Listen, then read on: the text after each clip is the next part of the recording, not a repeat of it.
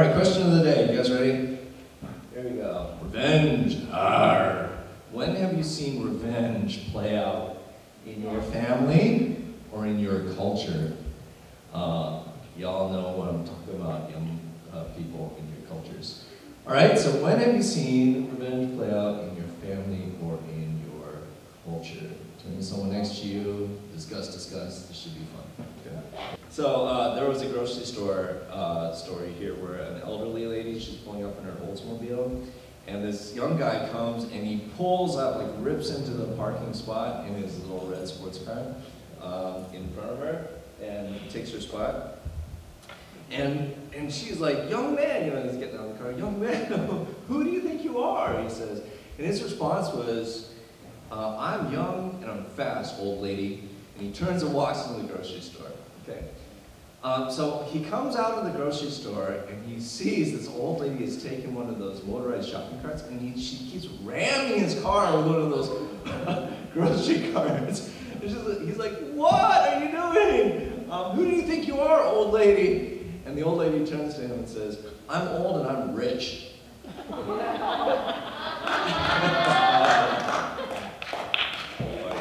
I have no idea if that story is true. I wish that more revenge stories were as funny as your guys' stories in this one. But the truth is that most revenge stories are not funny at all. They're very painful. They have long-lasting, far-reaching implications and impact into our lives. And you don't have to look too much further than the last long funeral that you've been to find a story of revenge. Okay? And it's probably more true than that. Revenge is finding someone who is enacting, right, revenge on people that they blame for their problems. We blame other people for our problems, and because of that, we start to hurt others. You've probably heard this, or read this before in the psychology world, that hurt people hurt people. When we harbor hurt in our lives, when we can't let it go, make no mistake, it will come out one way or another. It is gonna find its way out of you, right? And it's impossible to live with that hurt in our hearts, or live with that hurt in our lives, without some kind of resolution. It has to be resolved one way or another, and so it always seems to come out one way or another.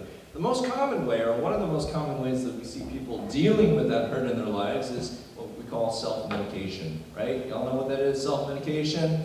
It's finding ways to absolve the pain or medicate the pain and temporarily forget about that hurt and feel better for ourselves.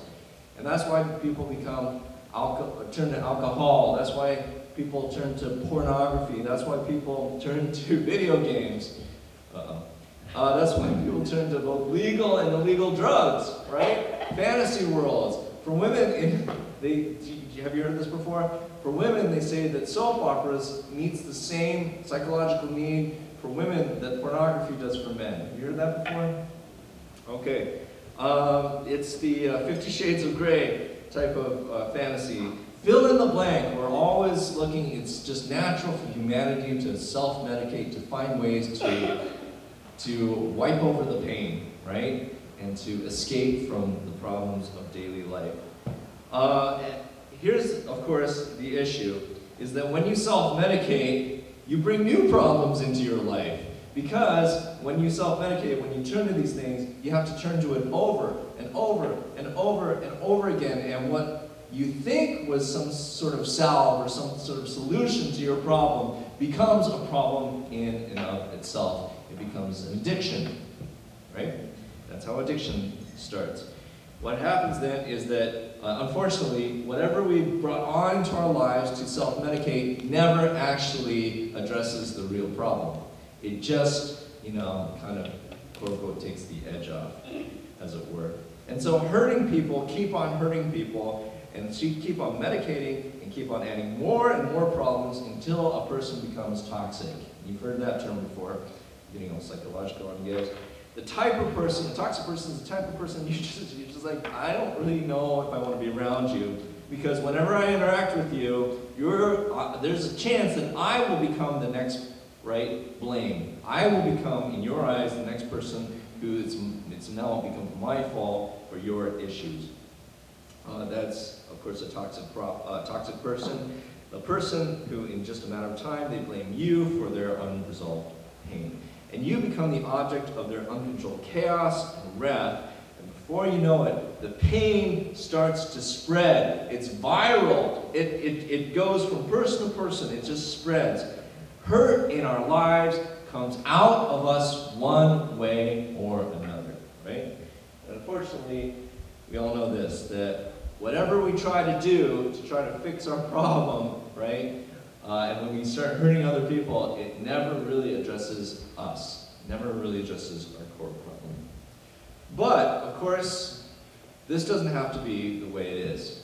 Christians, especially Christians, have a responsibility and an opportunity, right? Both, opportunity and responsibility, to address hurt in a different way. We are required by God to resolve things in a different way, okay?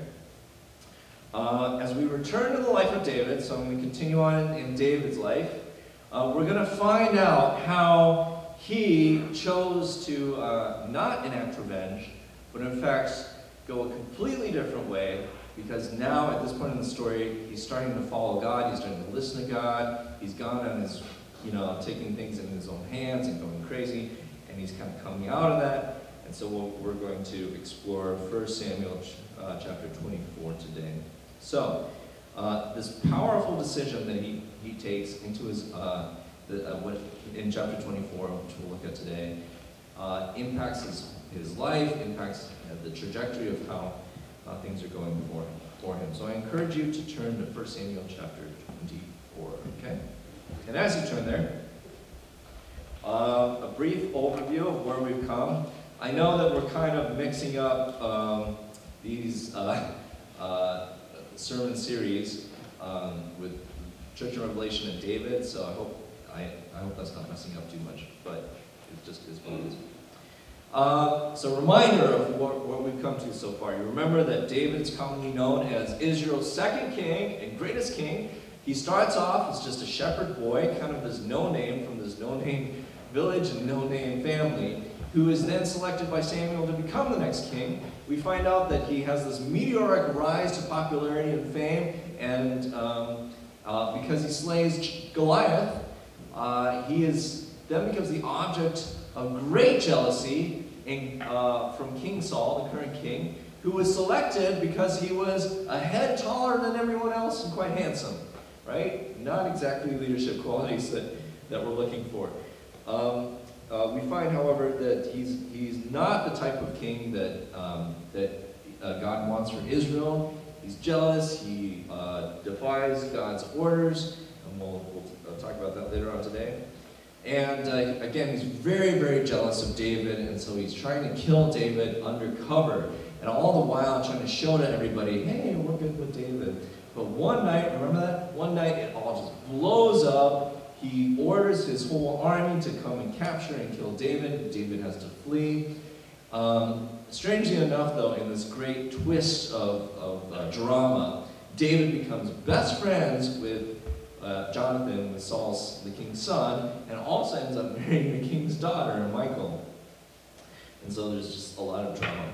You might remember we talked about the story where then David goes off. He's scared. He's trying to take things into his own hands. He goes to the city of Nob. He goes to the high priest and he asks for help. He lies to the high priest. The high priest gives him the sword of Goliath, gives him the bread, and which should have reminded him that God is on his side, but it doesn't. He ends up going into the city of his enemies, where Goliath was born, with Goliath's own sword, not being very rational at all. Saul then comes back to the city of Nob. He blames the high priest. He puts the high priest to the sword, and the entire priesthood and the entire city, and kills off the entire city, all because of his craziness and because David lied and implicated the high priest in this matter. And so a cat and mouse game ensues. David comes from the senses. He realizes that God, he's the one to direct his steps. And later in chapter 23, we see him coming to God over and over again, bring the ephod, bring the religious ceremonial garb that allows me to be in contact with God, right? To pray to God. So he's making decisions and involving God in his decision making now, but Saul continues to be crazy, coming down at David, and in the last second, the last minute, the story from last time, God saves David from Saul's hand, and as Saul goes and fights the Philistines. So that's where we left off last week, or last time, a few weeks ago, and we're going to start in 1 Samuel chapter 24. 1 Samuel 24. All right, you guys there? Ready to go? Let's do this. When Saul returned from pursuing the Philistines, remember he had to go off and run the Philistines down, he was told, David is in the wilderness near En-Gedi. Let's stop for a second. This is actually really significant. Here's why. En-Gedi is, so that's Google Maps, is right on the coast of the Dead Sea. Jerusalem's kind of on the hill. You travel up, past the line where it's like the sea level, and Jerusalem's above sea level. Where we are at the bottom of this long, huge hill is the desert. There's nothing there. The Dead Sea is there, right? And here is En-Gedi. But En-Gedi is unique in the area because there's a spring there. There's an oasis there. En-Gedi literally means the spring of the kid. And when they say the kid, they don't mean a little kid. They mean like a young goat. The spring of the young goat. And at En-Gedi is where David is hiding out, and Saul finds out about this. What's amazing about this, and what's so cool about En-Gedi, is that this fresh water springs out from the limestone out here and causes this river to happen. You'll see that, I mean, if you look around and compare, it is all yellow out there. That's all like rocks and dirt and sand. And in the middle of this is En-Gedi, a spring of fresh water. These beautiful waterfalls that come down and actually end up feeding, to an extent, the Dead Sea. And here we find David hanging out at a place where life is springing out from the rock, where water is springing out. It's as if this first verse in 24 is hinting to us that we need to be looking for signs of life in the desert. Okay? Verse 2, okay? He says this. So Saul took 3,000 of Israel's fit young men and went to look for David and his men in front of the rocks of the wild goats. Okay, verse 3. Verse 3. Now this is where it gets a little bit funny and private. Verse 3. When Saul came along the road, a cave was there. Guys, you remember the story from Sunday school. A cave was there, and he went in to go poo-poos. All right? He needed to relieve himself. We suspect, I don't know, I didn't think about this too much. We suspect it was a Dukers. It was a number 2, because if, you know, you just kind of go on the side of the road. If you needed to, you should go number 1. But if you're not going to go 2, you need a little privacy. So, hey, there's some cave there, and it just so happens it's the exact same cave where David is. All right? Where David is. I don't think this is any coincidence. I don't think it's, I think this is in fact God's intention to put Saul right there in the same cave where David is. Now, when you gotta go, man, you gotta go. All right, so let me tell you a story that may or may not be true. Last July, on the way back from Canada, we may or may not have been driving through Montreal, and I may or may not have had too much to drink, and may or may not have needed to gotta go when you gotta go. And on the way to our Chinese dumpling restaurant, I had to go, and I could not find, maybe or maybe not, could not find a place to park my car. And I just lost all bladder control, maybe. Literally might have peed all over myself in the front seat of the car last July. Okay.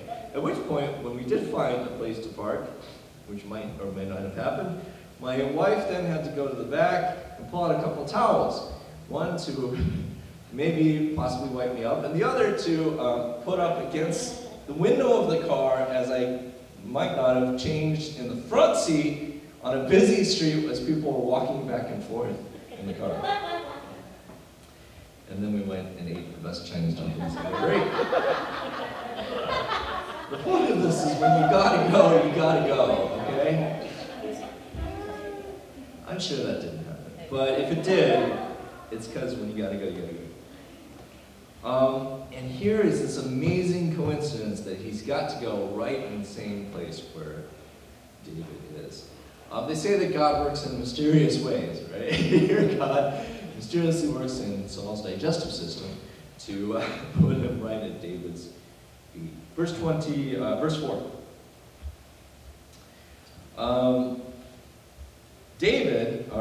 Verse 3.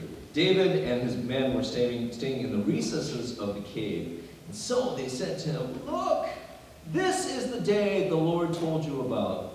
I will hand your enemy over to you so you can do to him whatever you desire." Right? Do to him whatever you desire. This is a great reminder for David, except that it's not true. Nowhere in the Bible do we see God telling David, "I'm going to hand Saul over to you so you can do whatever you desire to him." We can't find it in the story. What has happened is two things. We can assume that maybe God did tell him that, and they just didn't record it here. Or that people are interpreting this based on what they think should happen. Well, God said. If you remember a while back, that's exactly what Saul was doing, saying, "Well, God has told me." He's wrong. Whenever we misinterpret circumstances to benefit what we feel is right, doesn't make it right. Especially when we use God's name in it. And so here, it sure sounds right. I mean, if you think about it, right, it seems like the perfect opportunity. We can end this all. We have been on the run, David. You have brought us along this wild goose chase. We're running around the desert, right? There's nothing here. Thank God there's at least the En-Gedi, where there's a spring and some places to hide out and caves and things like that. But you know what? We are tired. His men are tired of running. David's tired of being tired. Let's just finish this once and for all. And his men say, "I'm going to hand your enemy over to you so you can do with them whatever you desire." It's not true. We need to be exceptionally careful in saying that God said this or God said that. The second part of verse 4 through 7 says this: "Then David got up and secretly cut off the corner of Saul's robe. Afterwards, David's conscience bothered him because he had cut off a corner of Saul's robe. He said to his men, 'I swear before the Lord, I would never do such a thing to my Lord, the Lord's anointed.'" The small L Lord referring to Saul the king, and big L Lord referring to the name of the Lord, Adonai, right? "I will never lift my hand against him, since he is the Lord's anointed." And with these words, David persuaded his men, and he did not let them rise up against Saul. That must have frustrated his men. That must have been so like, "Are you joking me? There's this one opportunity right here. He's right there." Some people have said, "Well, why didn't Saul hear?" The best explanation of, David, A, David is sneaky. B, right outside the cave, the mouth of the cave is Saul's 1,000 men army, who probably were making enough commotion where they were loud enough where he might not have heard them. I don't know. We don't know what to assume there. But here, the point is that Saul is in the most vulnerable of positions. I was thinking I'd show you what that looks like, but I'm not going to do that. Just use your imagination. He's in a very vulnerable position. He is literally caught with his pants down. And here's this one opportunity where David can take his sword and thrust it through the back of Saul's neck.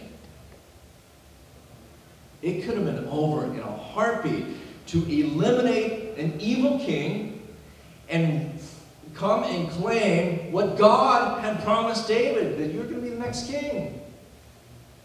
Win-win situation. Why would he not take advantage? I mean, his men must have been so frustrated. Why would you pass up this perfect God-given opportunity? Here's the thing. Revenge is always justified in the eyes of the person who is hurt. That's what revenge does in our hearts, doesn't it? It does to our eyes. We can't see clearly. We can't feel clearly, right? Revenge is so overwhelming. The idea of, you've hurt me, I got to get back at you somehow. How can I do this as a Christian? How can I do this as a good person, right? Oh, and we find justifications for it. In fact, revenge does something to our hearts where it realigns our morals. What we believe is right and wrong shifts when we see through the eyes of revenge. You don't see clearly. And I believe that David's men here, they're seeing out of eyes of revenge. They're seeing not clearly, but out of what feels natural. It only makes sense. It all seems to fit.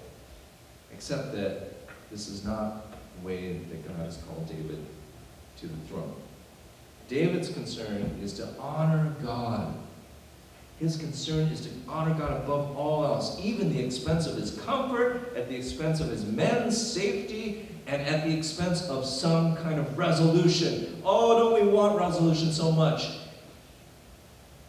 But David says, no, God, your way is even better than me feeling at peace and sound.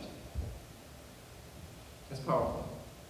David realized this, that it is God's job, right? God's job to take care of Saul, not David's. David wanted this promise of kingship to be fulfilled. I mean, make no mistake, it's been promised to him. He recognizes this is his. His son, and Saul's son Jonathan, his best friend, keeps reminding him of that. You will be king one day, right? He knows this. But what he refuses to do is to try to fulfill God's promise through his own disobedience.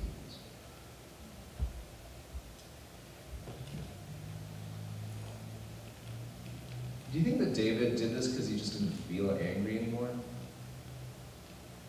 He was like over it. He's like, oh yeah, I'm not going to kill him because I'm fine, I'm good.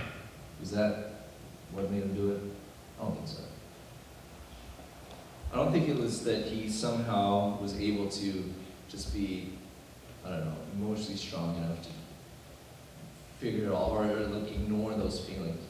I think it was because he found a way to be like fresh water coming out of the desert. He found a way that he could give life instead of continuing to spread pain and revenge and death. He found a way to stop the spread. Doesn't it need to stop somewhere? Doesn't it need to it's like this domino effect. Revenge is a domino effect. It comes to us and we just need to get it back out to somebody else. We become toxic. He found a way to live like a spring of fresh water in a desert bandland of death. In all of chapter 23, what do we find out? What do we see in the previous chapter? David is renewing his covenant with God. If you look at turn back a page, or to 23, you see he's in the wilderness of Ziph. He's still out being run down by Saul. Verse 16, Saul's son Jonathan came to David in Horsh and encouraged him in his faith in God, saying, don't be afraid, for my father Saul will never lay a hand on you. You yourself will be king over Israel. I'll be your second in command. Even my father Saul knows it's true. Then the two of them made a covenant in the Lord's presence. How on earth is this guy able to live with himself? How is he able to live with this constantly being pursued, constantly being run down, this object of hatred and despise and violence right on the heel. Saul is always on his heel. How can he live with that? It's because he renewed his covenant with God. What is this covenant with God? God says this: I will be your God, and you will be my people. That is God's covenant. I will be your God. You will be my people.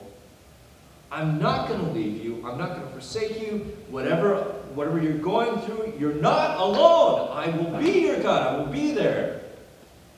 And you will be mine. David says, that covenant in my life is stronger than the feelings and the anger and the revenge eyes that it's so hard to see through. No, God is my God, not my need for revenge, not my need for resolution. God will be mine. He renews his covenant with God.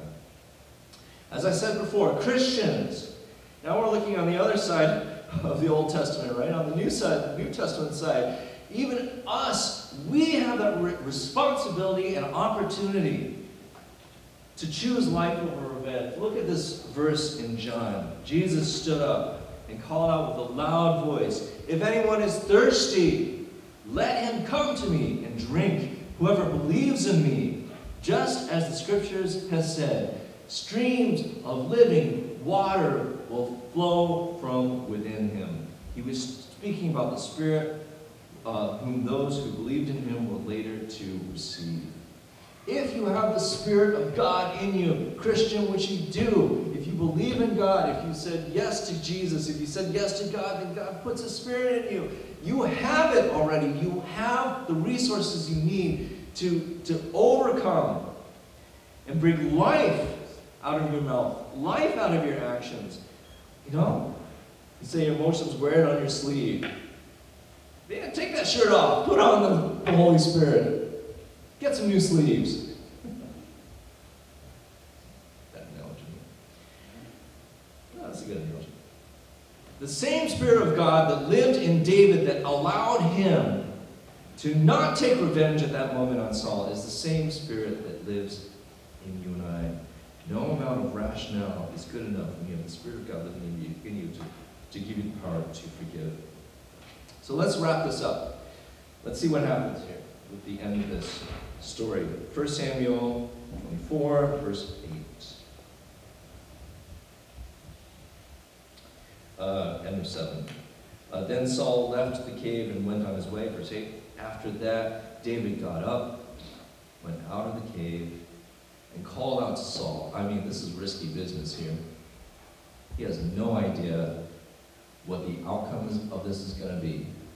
Right? He's got his 600 men with him, and Saul has got his army, thousands possibly.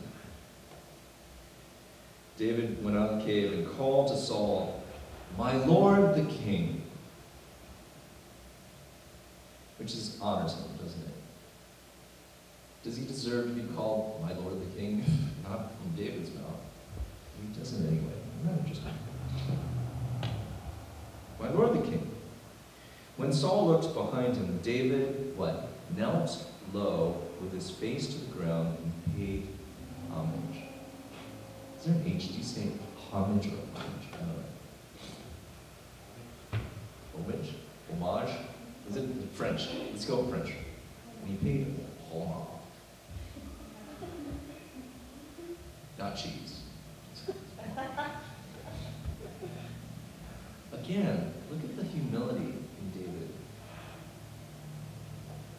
He gives Saul something he does not deserve. He doesn't deserve that. And yet he bows down low and shows his respect. Not because Saul deserves it, but because God is God. Right? Verse 9. David said to Saul, "Why do you listen to the words of people who say, 'Look, David intends to harm you'? You can see with your own eyes that the Lord handed you over to me today in the cave. Someone advised me to kill you, but I took pity on you and said, I won't lift my hand against my Lord because since he is the Lord's anointed. Look, my father, look at the corner of your robe in my hand, for I cut it off, but I didn't kill you. Recognize that I have committed no crime or rebellion. I haven't sinned against you, even though you are hunting me down to take my life. May the Lord judge between me and you, and may the Lord take vengeance on you for me. But my hand will never be against you. As the old proverb says, wickedness comes from wicked people. My hand will never be against you. Who has the king of Israel come after? Why are you chasing after a dead dog, a single flea? May the Lord be judge and decide between you and me. May you take notice and plead my case and deliver me from you. Now, cutting the robe of Saul wasn't just because he was sneaky, right? It wasn't because he was like had super sneaking skills. It was actually to take that piece of robe was a sign of taking the authority from Saul. If you turn back a few pages to 15, we find that this would have been a very familiar action to Saul. Turn back to 15 for a second. The reason why is because, or you can just look on the screen. The reason why is because Saul did it himself. I'm going to start at 25, I think, or 24. Saul answered Samuel. So Samuel's the prophet, right? Samuel is the one that anointed both King Saul and future King David. And Saul is basically being rejected as king because he's been disobedient to God. And so here's what happens, verse 24. Saul answered Samuel, I have sinned, I've transgressed the Lord's command and your words, because I was afraid of who? Of you, God? No, because of the people. I was afraid of the people. I obeyed them. Now, Samuel, therefore, please forgive my sin and return with me so I can worship the Lord. And Samuel doesn't fall for it. He sees through Saul's charade. Verse 26, Samuel replied to Saul, I will not return with you because you rejected the word of the Lord. The Lord has rejected you from being king over Israel. And 27, when Samuel turned to go, Saul grabbed the corner of his robe and it tore. Samuel said to him, the Lord has torn the kingship of Israel away from you today and is giving it to your neighbor who is better than you. Ouch. Wow, make it personal, Samuel. Better than you. And so for Saul, when David takes a corner of his robe, this must have cut doubly deep. A deep reminder that it wasn't David who was his threat. It was in fact God who was the one who removed Saul from the kingship. And this act was this reminder of what he's the one who's trying to pull it off of Samuel, right? So it goes around, comes around, I guess.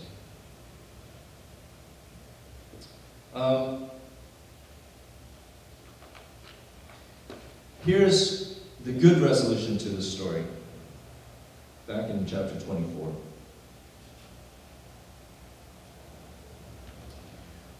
Verse 16. When David finished saying these things, he said things to him. Saul replied, is that your voice, David, my son?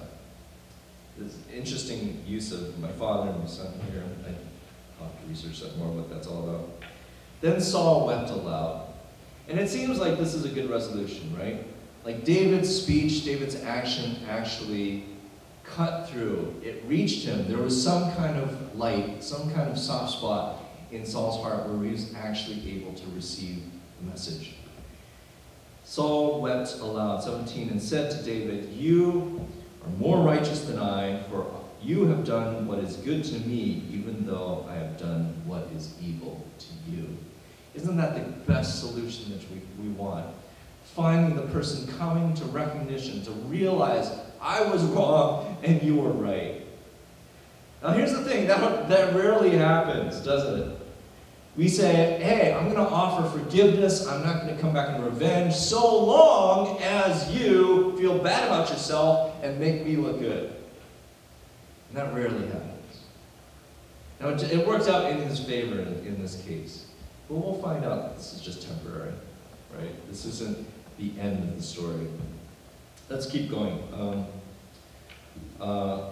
Verse 18, 18. You yourself have told me today what good you did for me. When the Lord handed me over to you, you didn't kill me. When a man finds his enemies, does he let him go unharmed? May the Lord repay you with good for what you have done for me today. Now I know for certain you will be king, and the kingdom of Israel will be established in your hand. Therefore, swear to me by the Lord that you will not cut off my descendants or wipe out my name from my father's family. So David swore to Saul. Then Saul went back home, and David and his men went up to the stronghold, which may have been Messiah, which is close by this place. If you've been there, it's awesome. This is a picture called The Innocent, of the slaughter of the innocents. It was painted in 1612 by a Danish, and it depicts King Herod when Jesus was born. Remember the story? Jesus is born, the wise men come to King Herod, and he's like, oh, cool, let me go worship him. And then when they leave, he's like, hey, army, go kill every kid under 2 years old. And so this depicts the slaughter of the innocents. Why I bring that up is because this King Saul pleads with David. Therefore swear to me by the Lord that you will not cut off my descendants or wipe out my name from my father's family. David had it in his right during the time, the rules of warfare, as it were, that if you were going to succeed a king and you weren't the king's son, that you better cut off his descendants. Go ahead and kill that king's kids and his descendants so that there isn't some kind of uprising coming down the pike in about 10 years. Right? Let's make sure that we establish my new kingdom and make sure that yours doesn't come back in the picture. But what does David do? An evil king like King Herod, when there's a threat of a new king, goes and slaughters the innocents. But David, he is following God. He's not following the rules of warfare. He's not following what other nations would do. He's following God. He swears to King Saul, I will not kill your descendants. I will uphold your name. Wow. I mean, why? Why does he do that? Why does he do that? It's because Christians, followers of God, we do not repay evil with evil. We repay evil with good. We do not repay evil for evil. We repay evil with mercy, with compassion. It is undeserved, but that's what we do. People who only know how to hurt, they need to see it in real life. They need an example. They need to know, does it exist where I can actually forgive? It sounds like a great idea, but I don't see it anywhere. They have to see it in us if they don't see it anywhere else, Christian. Right? We need to show that Christians repay evil with good. We need to show it because Jesus is the one who showed it for us. 1 Peter 2:21. To this you were called, because Christ suffered for you, leaving an example. It has been shown to us. We know what it looks like. And because we know what it looks like, we can show it to others. That you should follow in his steps. He committed no sin, talking about Jesus, and no deceit was formed in his mouth. When they hurled insults, insults at him, he did not retaliate. When he suffered, he made no threats. Instead, what did he do? He entrusted himself to him who judges justly. What's the secret? How do we get out from beyond? We're suffering, we're hurt. Somebody's hurt me. How do you get out from under that? Entrust yourself to him who judges justly. God says this, right? Vengeance is mine, saith what? The Lord. Vengeance is mine, saith the Lord. He is the one who deserves to judge. He is the one who has the big picture. And it's your job not to spread the hurt, but to spread the love. Because hurt people, but healed people. Healed people. Hurt people, but healed people. Healed people. I got that off of a meme. It's true. If you struggle with anger, if you struggle with that desire for getting back, you can overcome that. You can get beyond that. Keep coming to church. Keep meeting with people, with godly brothers and sisters that can encourage you, remind you of Jesus' example. Watch for examples. Become the example that Jesus has been for you. That example of endurance, of mercy, of forgiveness. And look for ways in your own life to start being like David, a stream of water coming out of the desert. You are that oasis for some people out there. You are the example. You are the living water, because you can show there's a different way to live. Right? Don't take God's job from him. Vengeance is mine. My job, God says, my job is vengeance. Your job is living water.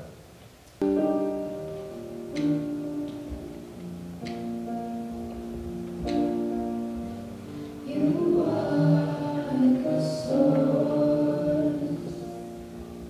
of life. I can't make love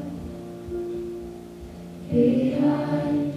There is none like you. I will